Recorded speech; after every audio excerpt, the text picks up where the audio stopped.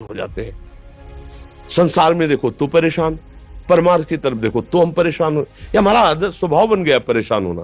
थोड़ा सा धैर्यवान बनो, गंभीर बनो।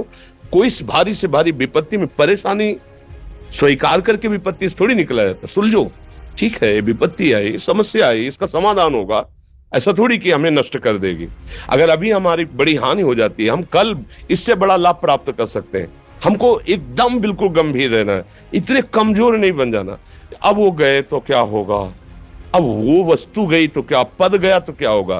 प्रयास किया था, ये पद मिला था, इससे बड़ा पद प्राप्त करूंगा, मैं इससे बड़ा महान बनूंगा। ठीक है, एक बार गिर गया, गलती हो गई, दंड भोगूंगा, फिर इससे ज्यादा संयम में रहूंगा। बिल्कुल मतलब एकदम फ्रेश दिमाग रखना चाहिए। और अपने लोग क्या है, जरा सी बात में एकदम पछड़ा कर लेते हैं, एकदम कमजोर हो जाते हैं। ये बिल्कुल ठीक नहीं है। हम जीवन भर की यात्रा की बात कह रहे हैं, भारी से भारी कष्ट में भी मुस्कुराना, तो हमें बल मिला है, हमें भगवान की कृपा का दर्शन हुआ है, हमें उनका दुलार दिखाई दिया है। अगर ऐसे तो भाग जाते, फिर परमार्थ में थोड़ी चलना होता है। आज जो आप सुन करके लाभ लेने की चेष्टा कर रहे हो ना, ये केवल प्रवचन नहीं है, ये जीवन है। अगर ये जिए ना होते ना तो ये इसका प्रभाव नहीं पड़ता, फिर वाणी का प्रभाव नहीं पड़ता। हम इसीलिए कहते हैं, जैसे आप लोग एकदम परेशान हो जाते हैं जब बोलो, क्या हमसे ज्यादा परेशानी होगी? दोनों किडनी खराब, दवाई लाने के लिए पैसे नहीं, पानी रखा है हम उठ के पी नहीं सकते, भीषण शरीर में कष्ट, भीषण बुखार, क्योंकि किडनी फेल, जरा में बुखार, खाने को क्या, रोटी मांग के लाओ। अगर वहां सब्जी मिलती है तो लाल मिर्च ऐसी पड़ के मिलती थी कि वो पा नहीं सकते थे। आप सोचो, पानी लाना है तो मुझे लाना है, पीना है तो मुझे पीना है। अगर मैं हारता तो कहां पहुंच जाता, क्या स्थिति होती? नहीं, मरना है, पर कदम पीछे। कोई दिन ऐसा नहीं जिस दिन सेवा ना की हो, जिस दिन सेवा ना गए हो। गुरु जी की सेवा में जाना है, पहले अपने को स्वस्थ साबित करना है, नहीं वो सेवा नहीं लेंगे।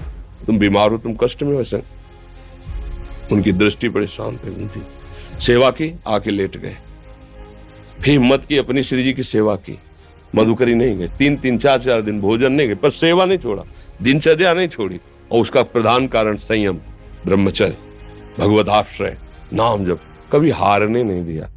अभी भी थोड़ी देर बाद डायलिसिस शुरू होगा, हारने, आपको हारे हुए नजर आ रहे हैं। शरीर में पीड़ा है, किडनी फेल है, ऐसा थोड़ा हम स्वस्थ बैठे हैं, पीड़ा है, बार बार प्यास लगती है, थोड़ा थोड़ा पानी मिलता है, लेकिन हम आनंदित हैं, हम प्रसन्न हैं।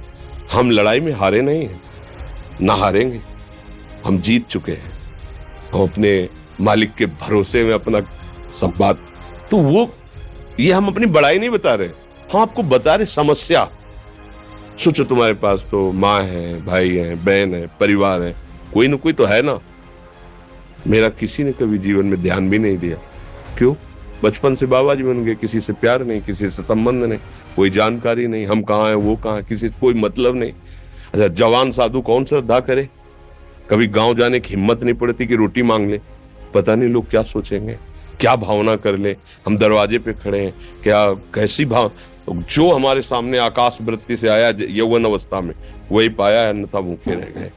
जब हम हर समय अपने को विवेक के द्वारा सावधान रखे तो हम कभी निराश नहीं हुए, कभी उदास नहीं हुए, कभी ऐसा नहीं लगा कि यार हम दुखी, कभी नहीं लगा। उसी का फल है कि उस सुख का संकेत मिल गया जहां दुख की निशानी भी नहीं है, वही उसी के बच्चे हो। हम सब उसी धातु से बने हुए हैं। हम इतना क्यों परेशान हो जाते हैं? हम ये देखते हैं अपने लोग, थोड़ी बात बिगड़ गई परेशान, नहीं बिगड़ी तो बिगड़ जाने की संभावना में परेशान है। आज सुख है लेकिन कल सुख छिन जाएगा, तो हम आज के सुख में सुखी ना होकर कल के दुख की आने की संभावना में हम भयभीत हो। तब क्या हमारी सोच रह गई? हमको इतना बलवान बनना है कि सुख और दुख दोनों हमको छू न सके। भारी से भारी सुख की व्यवस्था है तो अहंकार नहीं, हर्षित होकर किसी का अपमान न करे कि हम धनी, हम पदाधिकारी, अमुक। भारी से भारी दुख आया तो हमें किसी के सहयोग की जरूरत नहीं, हम फिर अपने कदम बढ़ाएंगे, हम फिर जुड़ी हुई अपनी भावनाओं को सजाएंगे।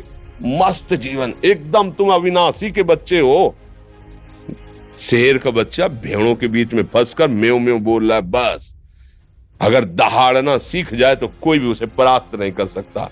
ऐसे भगवद अंश, तू प्रपंच में फंसकर अपने को इतना दीन क्यों देख रहा है? तू ऐसा है, कि भगवान के दिव्यास्त्र में भी ताकत नहीं तेरे को मार सके। तू अविनाशी का अविनाशी बच्चा है, विनाशी भोगों को, विनाशी शरीर को मैं मान के इतना भयभीत, इतना दुख ठीक नहीं। ये सबके लिए, केवल एक के लिए नहीं। आप समझो, आप लोग सोचते हैं हम गृहस्थ होकर भला ऐसी स्थिति कैसे। जनक जी सुखदेव जी के गुरु हैं और राजा हैं, महल है, रानियां हैं, नौकर है, चाकर।